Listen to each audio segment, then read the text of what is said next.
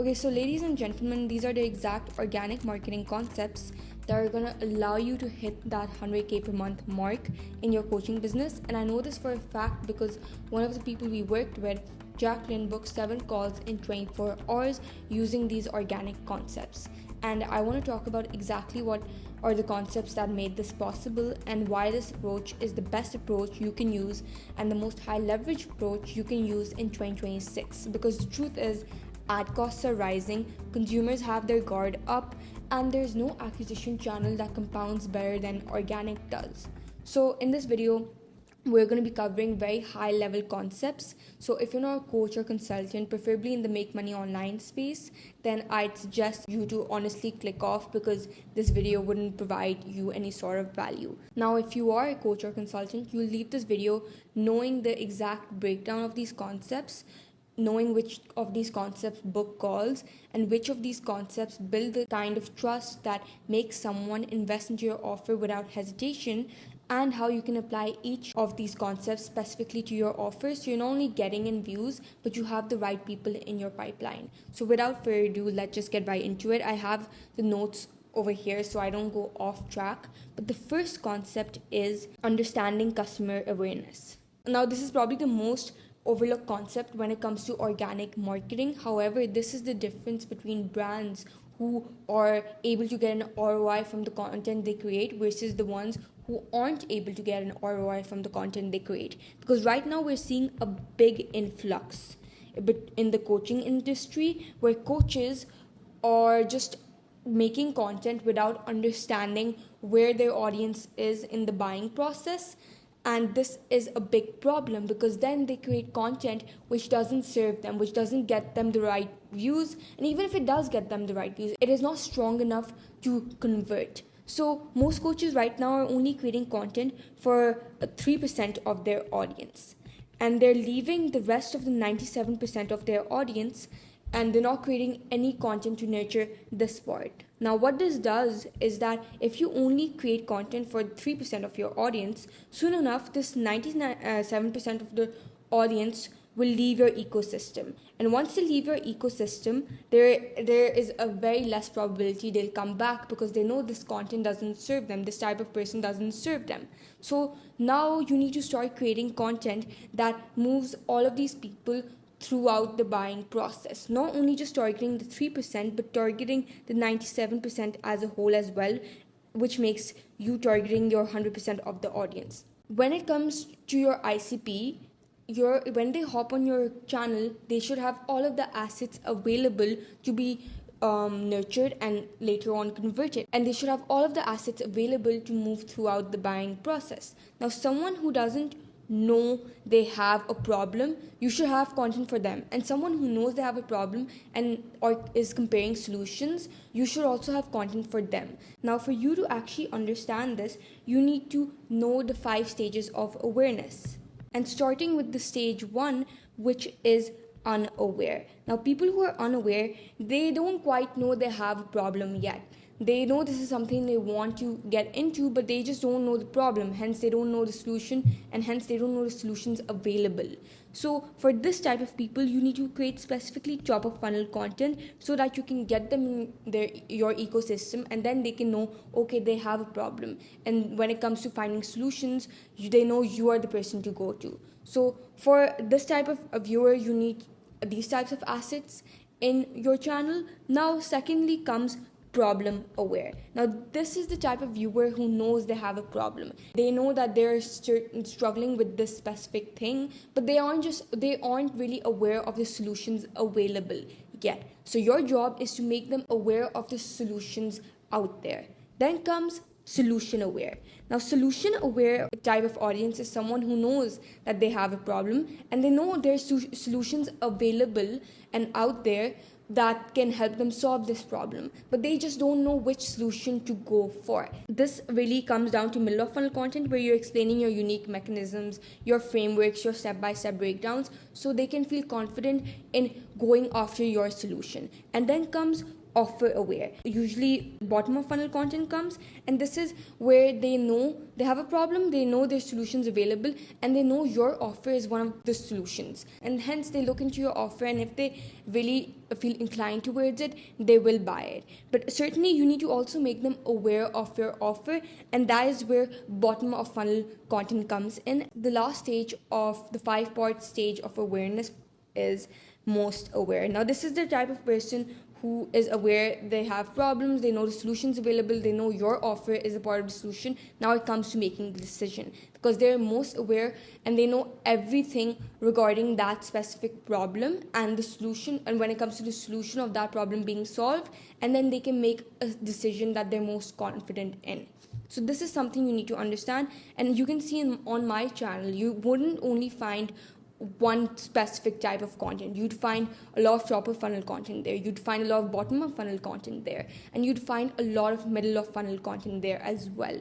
So make sure your channel has all 3 of these stages, and whatever you're struggling with currently, make sure you make more of that stage. For example, if you're struggling with lead flow, you know you need to make top of funnel content more. If you're struggling with lead quality, you need to make middle of funnel content more. And then comes the second part, which is repetition. Now the truth is that people know that there's a lot of information out there, and you can get information from anywhere. They don't need constant new information to feed on. They just need reminders and reinforcements of the right beliefs they already have. Because the truth is, whatever you're saying, your audience probably knows about that. They are aware of that information. But sometimes when that certain belief weakens, they need examples and reminders and reinforcements to strengthen that belief again. Now you need to reinforce the same key principles, the same beliefs, the same mechanisms over and over again for your messaging to actually stick. And a lot of people, they say like, oh, I don't want to repeat the same thing again. But the truth is, when you repeat, then it actually sticks with your audience. And the moment it sticks, then your audience will buy in. The value will stay the same, but the way you express that value will need to change. Otherwise, if you don't do that, your audience will get something called content fatigue. And this is something they shouldn't get, because once they do get this, they wouldn't be really inclined towards watching your videos. They would be put off from your videos, and hence they wouldn't even go and move on the buying process. So to avoid content fatigue, you need to express the way your value in different ways, in different formats. Now, how can you do this? You can do this by sharing new stories in different formats.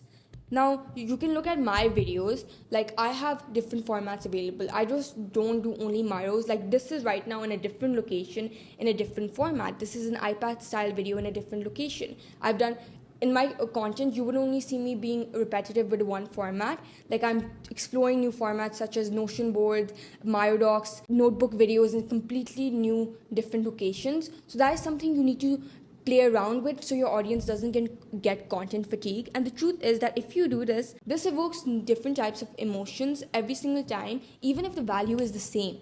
They're just getting a fresh way to experience that value, and hence new emotions are evoked every single time.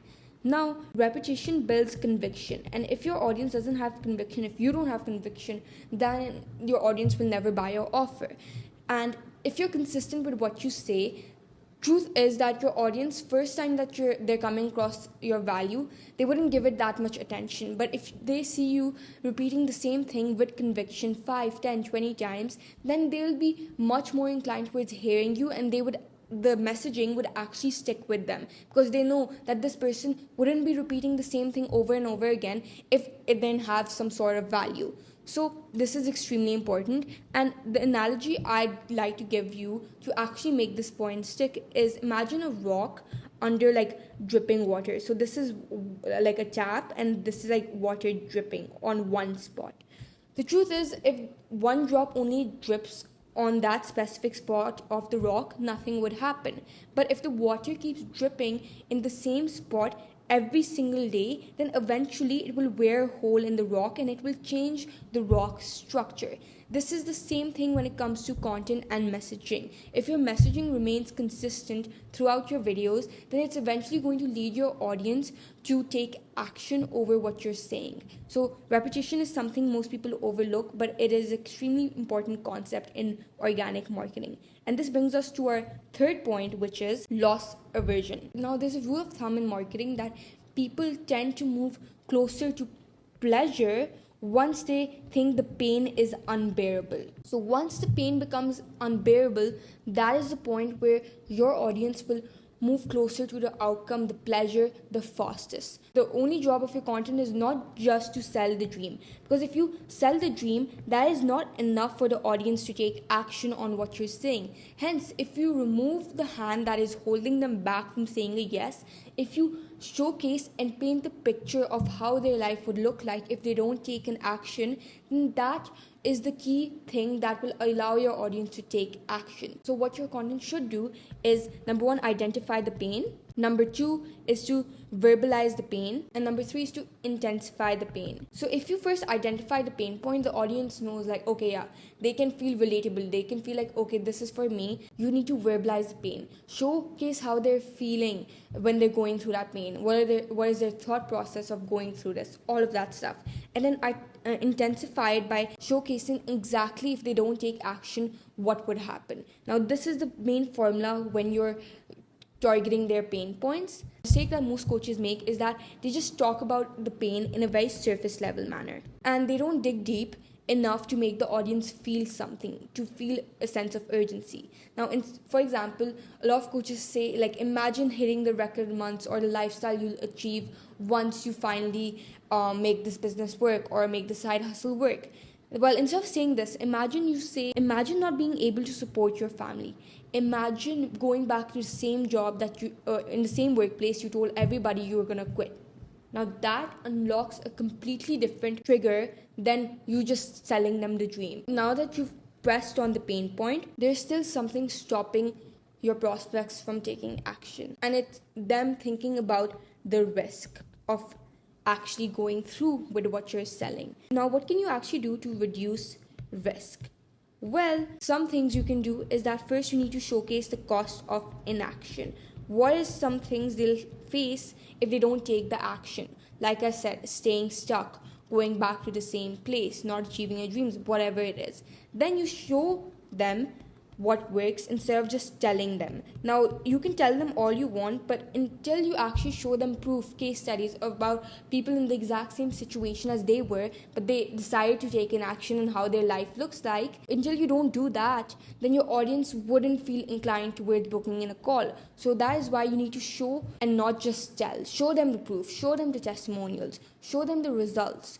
And lastly comes shifting their beliefs. Because if you don't shift their beliefs, then no matter what you say, no matter how much technical content you have, they'll still have that same limiting mindset that is stopping them from booking a call, that is stopping them from taking the quote-unquote risk. Now, this brings us to our fourth point, which is reverse engineering buying triggers. Now, RE represents reverse engineering, so you need to reverse engineer their buying triggers.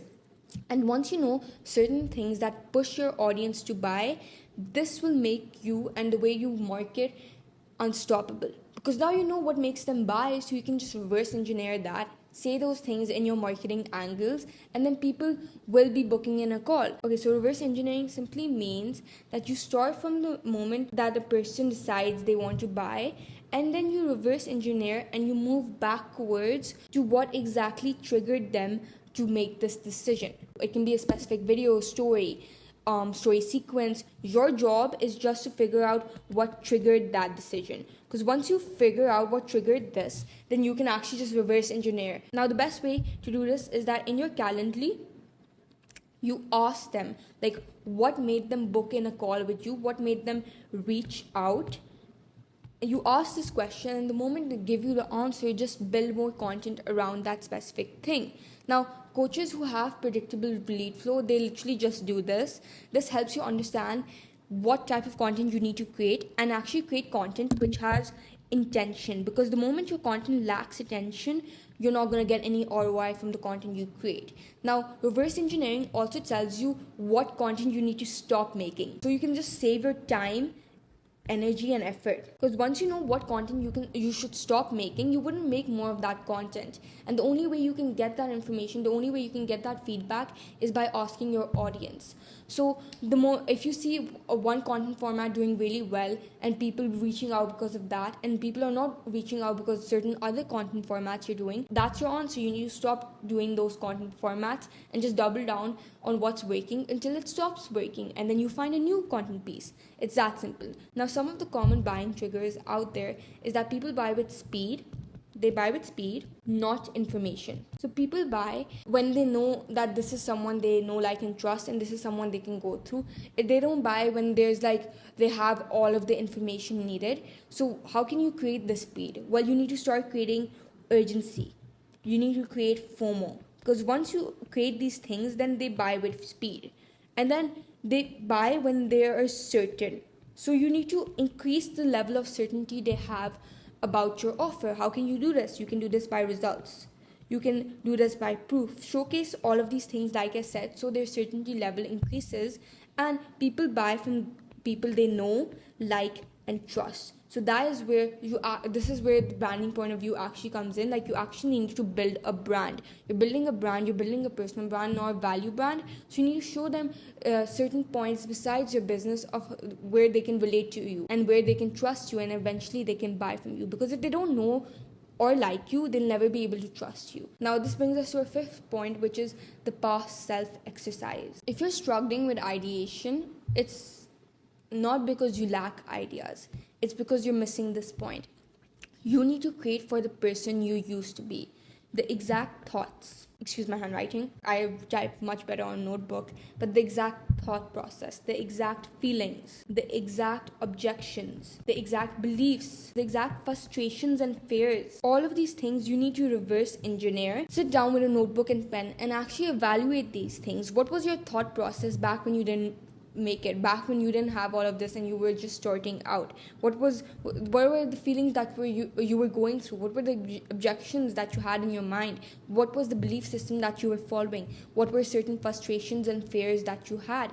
You need to reverse engineer all of these things so that you know where your ICP actually stands. A lot of people just make content from this for the stage they're currently at, but the truth is that's not your ICP. Your ICP is exactly who you were 1 to 3 years back. So you need to ask yourself, what did I desperately need 1 to 3 years back? Answer this question truthfully, and then you'll have a big idea bank which you can create from. Now, in your messaging, this is something most people overlook, but you need to be empathetic, because the moment the audience feel like there's some strings attached, they wouldn't look at your messaging. The moment they know that you're actually empathetic and you're actually empathizing with them over the current situation that they are in, and you understand where they're coming from, then that is a game changer. Because the truth is, you might be the most skillful person in your field, but if you lack empathy, a person will never buy from you. Now, the moment you make someone feel understood is the moment they'll buy from you. Now, you need to teach your audience the lessons you paid to learn. Because the truth is, you know there's demand for it because you yourself paid for it. And the reason most coaches lose connection with their audience as they grow is because they stop asking themselves, they stop doing this past self experience and just start speaking to the person they currently are. Now, you need to use your own transformation as a marketing angle. You need to give the contrast between your past and current self. So give the contrast between your past and current self, what was different, and the bridge should be your solution. Ask yourself these questions that you can use in your marketing angles. Number one, what mistakes kept you stuck? What are certain actions you took again and again that stopped you from reaching your desired reality? What are some beliefs that slowed you down, the limiting beliefs in your mind that you knew you had back then? What is something that finally changed everything for you? What do beginners completely misunderstand?